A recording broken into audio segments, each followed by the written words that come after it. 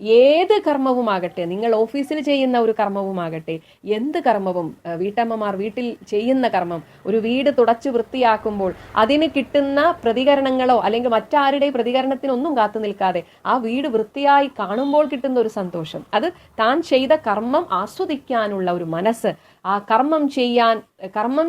ചെയ്യുന്ന കർമ്മം ആസ്വദിക്കാനുള്ള മനസ്സാണ് നമ്മൾ വളർത്തിയെടുക്കേണ്ടത്. അങ്ങനെ മനസ്സിൽ കർമ്മം തന്നെ ഒരു ആനന്ദമായി മാറുമ്പോൾ മറ്റു ഫലം എന്തിന്? അങ്ങനെ നമ്മൾ ചിന്തിക്കും. കാരണം അത് വന്നാലും ശരി വന്നില്ലെങ്കിലും ശരി അതൊന്നും നമ്മളെ ബാധിക്കുകയില്ല. അതുകൊണ്ടാണ് ഭഗവാൻ പറയുന്നത്, മാ കർമ്മഫല ഹേതുഹു, കർമ്മഫലം മാത്രം ലക്ഷ്യം വെച്ച് ഒരു കർമ്മവും ചെയ്യാതിരിക്കുക. കർമ്മം ചെയ്യുന്നത് അത്രയും ആനന്ദിച്ചുകൊണ്ട് നിങ്ങൾ ചെയ്യുക. കാരണം ആ കർമ്മം, അങ്ങനെ തന്നെത്താൻ മറന്ന് ചെയ്യുന്ന കർമ്മം നിങ്ങളെ ബ്രഹ്മാനന്ദത്തിൽ എത്തിക്കും. അങ്ങനെ ചെയ്യുമ്പോൾ ഈ പഠിക്കുന്ന കുട്ടിക്ക് എപ്പോഴും പഠിച്ചുകൊണ്ടിരിക്കാൻ ഒരു ആനന്ദം, ചിത്രം വരയ്ക്കുന്നയാൾക്ക് എപ്പോഴും ചിത്രം വരയ്ക്കാൻ ഒരു ആനന്ദം, പാട്ട് പാടുന്ന ഒരാൾക്ക് എപ്പോഴും പാടിക്കൊണ്ടിരിക്കാൻ ഒരു ആനന്ദം, വീട്ടമ്മമാർക്ക് വീട്ടിലെ ജോലി ചെയ്യുന്നതൊരാനന്ദം, ഓഫീസ് ജോലി നിങ്ങൾ ഇതുപോലെ ആസ്വദിക്കുകയാണെങ്കിൽ ആ ജോലി ചെയ്യുന്നതൊരാനന്ദം. ഇങ്ങനെയൊക്കെ നിങ്ങൾ ഏത് സമയവും, കാരണം കർമ്മം ചെയ്യാതെ നമ്മൾ ഇരിക്കുന്നതേയില്ല, അതുകൊണ്ട് ആ കർമ്മം തന്നെ ഒരു ആനന്ദമാക്കിയെടുക്കാൻ നിങ്ങൾക്ക് സാധിക്കണമെന്നാണ് ഭഗവാൻ പറയുന്നത്.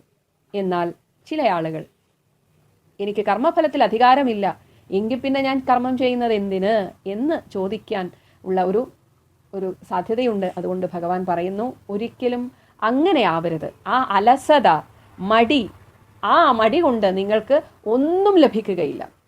കർമ്മം ചെയ്തിട്ട് ഒരുപക്ഷെ ഫലം കിട്ടിയില്ലെങ്കിലും കർമ്മം നിങ്ങൾ ആസ്വദിച്ചാൽ അതിൽ നിന്നൊരു ആനന്ദം കിട്ടും. അതേസമയം ഒന്നും ചെയ്യാതെ വെറുതെ അതും ഇത് ചിന്തിച്ചിരിക്കുകയാണെങ്കിൽ ആ ചിന്തയും ഒരു കർമ്മമാണെന്ന് നമ്മൾ അറിയുന്നില്ല. ആ ചിന്ത ഒഴിവാക്കാൻ എന്തെങ്കിലും ഒരു കർമ്മം ചെയ്തേ പറ്റുള്ളൂ. അല്ലാതെ ആ ചിന്തകൾ നിങ്ങളെ മടിയന്മാരാക്കും, അലസന്മാരാക്കും. ആ അലസത ഒരു തരത്തിലുള്ള ഗുണവും നമുക്ക് തരാൻ പോകുന്നില്ല. അതുകൊണ്ട് അതിൽ നിന്നൊരു സന്തോഷവും കിട്ടാൻ പോകുന്നില്ല. അതുകൊണ്ട് ഭഗവാൻ പറയുന്നു, ഒരിക്കലും അകർമ്മത്തെക്കുറിച്ച്, ഞാൻ എന്ന കർമ്മം ഒന്നും ചെയ്യുന്നില്ല, എനിക്ക് ഫലം കിട്ടുന്നതിൽ എനിക്കല്ല സ്വാതന്ത്ര്യം, അല്ലെ എനിക്കല്ല അധികാരമെങ്കിൽ പിന്നെ ഞാൻ കർമ്മം ചെയ്യുന്നത് എന്തിന്? അങ്ങനെ ഒരു ചിന്ത പാടില്ല. കാരണം കർമ്മം ചെയ്യുന്നതായിരിക്കണം നമ്മുടെ ആനന്ദം. അങ്ങനെ ഒരു ആനന്ദത്തിലേക്ക് മനസ്സിനെ കൊണ്ടുവരണം. അകർമ്മം എന്നത് അലസതയാണ്. ആ അലസതയിലേക്ക് പോയാൽ അതൊരു തമോ ഗുണത്തിന്റെ ആ ഒരു ലക്ഷണമാണ്. തമോ ഗുണികൾക്ക് എപ്പോഴും ഒരുതരം ആലസ്യവും ഉറക്കവും മടി, ബോറടി, ഇങ്ങനെയൊക്കെ അവരുടെ വായിൽ നിന്ന് എപ്പോഴും കേട്ടുകൊണ്ടേയിരിക്കാം. അയ്യോ എന്തൊരു ബോറാണ്. ഇങ്ങനെ പറയുന്നവരുടെ ഉള്ളിൽ ഉള്ളത് ഈ ഒരു അകർമ്മത്തിന്റെ ഒരു ഭാവമാണ്. അത് പാടില്ല. അത് നിങ്ങളെ ഏറ്റവും നികൃഷ്ടമായിട്ടുള്ള ആ ഒരു ഭാവമാണ് ഈ ആലസ്യം, മടി, ഉറക്കം തൂങ്ങുക. ഇത് ഒരിക്കലും നല്ലതല്ല. അതുകൊണ്ട് ഉണർന്ന് കർമ്മം ചെയ്യുക, കർമ്മം തന്നെ ഒരു ആനന്ദമാക്കി എടുക്കുക. അതുകൊണ്ട് ഭഗവാൻ പറയുന്നു, കർമ്മമാർഗം ഈ വിധത്തിൽ ശോഭനമാക്കി ആത്മവാനായിരിക്കുക. കാരണം കർമ്മത്തിൽ ആസ്വദിച്ച് ചെയ്യുമ്പോൾ അവിടെ നമ്മൾ പോലും അറിയാതെ നമ്മൾ ആ ഈശ്വരനോട് ചേർന്നിരിക്കുന്നു. അതുകൊണ്ടാണ് ആ ആനന്ദം ഈശ്വരന്റെ ഭാവമാണ്. ഏത് കർമ്മം ചെയ്യുമ്പോഴും നിങ്ങൾക്ക് ഒരു ആനന്ദം കിട്ടുന്നുണ്ടെങ്കിൽ അത് മനസ്സിലാക്കിക്കൊള്ളുക, അവിടെ നമ്മൾ ഈശ്വരനോട് ചേർന്നിരിക്കുന്നു. അപ്പോൾ അതേസമയം അകർമ്മിയായിട്ടിരിക്കാൻ ഒരിക്കലും ചിന്തിക്കരുത്.